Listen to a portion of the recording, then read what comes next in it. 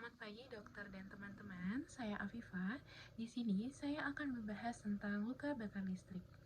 Jadi untuk definisinya adalah cedera jaringan yang terjadi karena akibat aliran arus listrik yang melewati tubuh dan mengubah energi listrik menjadi energi panas sehingga menyebabkan kerusakan jaringan. Untuk etiologinya dibagi menjadi tegangan rendah dan juga tinggi, dan untuk tegangan rendah di bawah dari 1000 volt dan tegangan tinggi lebih dari sama dengan 1000 volt.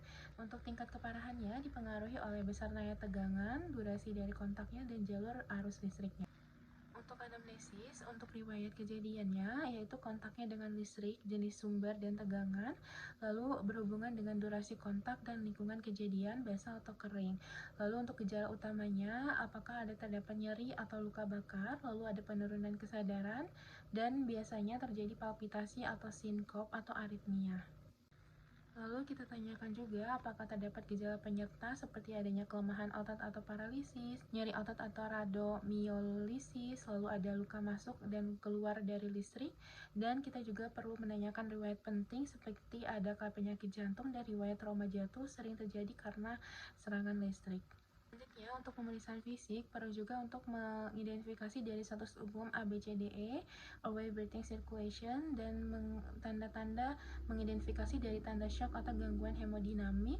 Kulit biasanya terdapat luka entry dan exit wound yang merupakan ciri khas dari luka bakar listrik, dan lukanya tampak kecil tapi kerusakannya dalam luas dan terdapat nekrosis jaringan. Selanjutnya untuk sistemik biasanya terdapat gangguan kardiovaskular yaitu aritmia, dan untuk gangguan neurologisnya bisa terjadi penurunan kesadaran dan juga defisit dari saraf, dan untuk gangguan muskuloskeletal bisa terjadi nyeri otot dan kompartemen sindrom.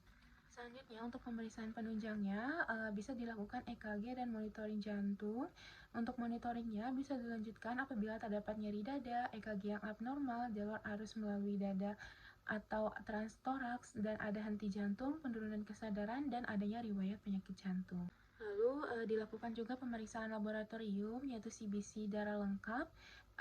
Bisa juga dilakukan pemeriksaan elektrolit dan kreatinin, dan juga memeriksakan urinalisis.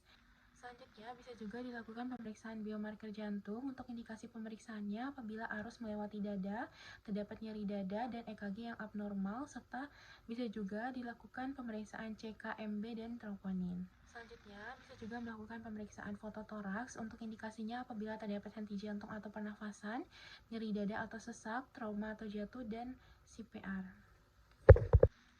Bisa juga dilakukan CT scan kepala. Untuk indikasi dilakukannya apabila terdapat penurunan kesadaran, trauma kepala, terdapat kejang, dan juga defisit dari neurologis.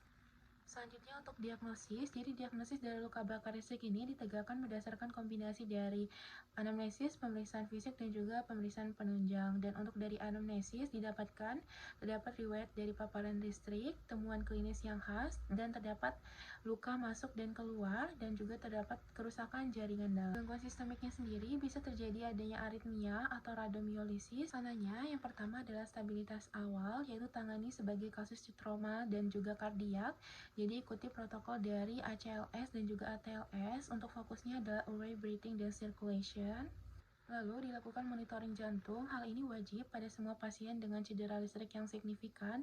Tujuannya adalah untuk mendeteksi adanya aritmia dan pencegahan dari komplikasi yang fatal. Jika diberikan resusitasi cairan, indikasinya apabila luka bakarnya signifikan dan terdapat radomyolisis.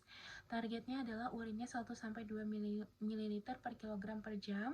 Dan untuk tambahannya apabila diperlukan adalah diberikan manitol, furosemid, dan natrium bikarbonat. Baru-baru ini ditemukan juga terapi baru yaitu emerging therapy, yaitu Ploxamer 188. Dia itu bisa memperbaiki dari membran sel dan mengurangi inflamasi dan juga kerusakan dari jaringan.